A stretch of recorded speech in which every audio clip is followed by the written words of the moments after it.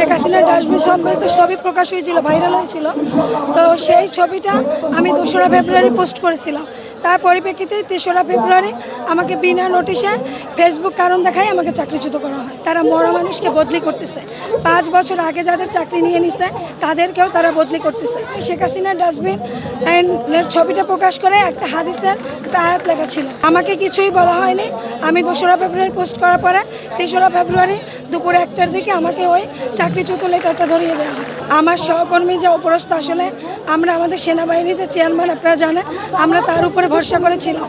আমাদের যে আন্দোলনটা গত 1.5 বছর ধরে আমাদের আন্দোলনটা চলমান রয়েছে, কিন্তু আমাদের 17ই অক্টোবরে একটা অনাকাঙ্ক্ষিত ঘটনার সৃষ্টি করে, যার কারণে আমাদের কিছু স্যারদের নামে মিথ্যা মামলা দেওয়া হয়, তাদের গ্রেফতার করা হয়।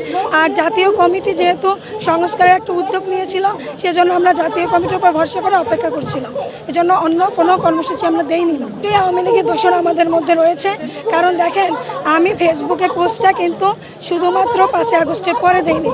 আপনি আমার ফেসবুকে যদি দেখেন তাহলে আমার 5 আগস্টের পূর্বে জুলাই আন্দোলনের সাথে আমি সরাসরি যুক্ত ছিলাম, এবং 2018 সালে যখন সড়ক আন্দোলন শুরু হয় তখন থেকে আমার ফেসবুক প্রতিবাদ শুরু হয়। তা আমি একজন বাংলাদেশের নাগরিক, আমি মনে করেছি যে 5 আগস্ট আমি আমার স্বাধীনতা পূর্ণভাবে ফিরে পেয়েছি, অথচ আমার স্বাধীনতাই কেড়ে নিয়েছে ওই ফ্যাসিস্ট, ওই স্বৈরাচার চেয়ারম্যান।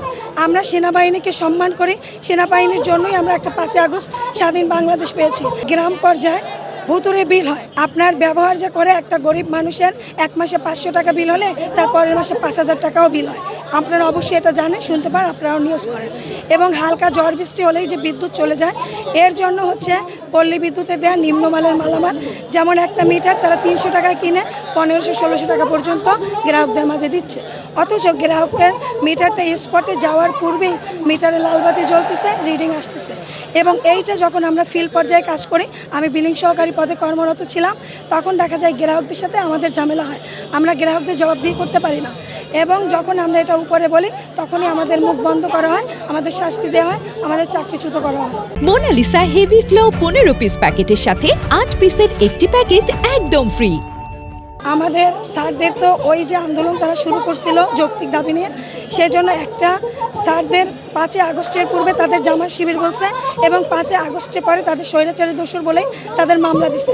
একটা মব সৃষ্টি করছে, যে এখানে একজন সমন্বয়ক নামের ভুয়া ছিল, যেটা প্রমাণিত হয়ে গেছে সে একজন ভুয়া সমন্বয়ক ছিল। সেইটা একটা মব সৃষ্টি করে তারা তাদের মামলা দিয়ে হয়রানি করেছিল। এবং আমাদের এই যে আপনাদের যারা ফিল্ড পর্যায়ে যারা সেবা দিয়ে থাকে, লাইন ক্রু বা লাইনম্যান গ্রেড 1, লাইনম্যান গ্রেড 2, তাদের মানে নির্যাতন করার জন্য, শোষিত করার জন্য, তাদের জীবনের ঝুঁকির মধ্যে ফেলে তাদের বদলি করা হচ্ছে। দেশের এক প্রান্ত থেকে অন্য প্রান্তে বদলি করা হচ্ছে। এই বর্ষার মৌসুমে চেনা জায়গায় কাজ করতে তাদের কষ্ট হয়, সেখানে অচেনা জায়গায় কাজ করে তাদের মৃত্যুর ঝুঁকি রয়েছে। আপনারা জানবেন বছরে অসংখ্য লাইনম্যান মৃত্যুবরণ করতেছে আমাদের এই নিম্নমানের মালামাল বলেন, লোকবল ঘাটতির কারণে। সেখানে তাদের বদলি যখন হয়রানিমূলক বদলি করছে, তারা প্রতিবাদে একটা শান্তিপূর্ণ অবস্থান কর্মসূচি তাদের পিবিএসে রেখেছিল, সেজন্য তাদের সাময়িক বরখাস্ত করা হয়েছে, সংযোগ করা হয়েছে। আমার নাম হচ্ছে, আমি সুমাইয়া আক্তার, পিরোজপুর পল্লী বিদ্যুৎ সমিতিতে বিলিং সহকারী পদে কর্মরত ছিলাম।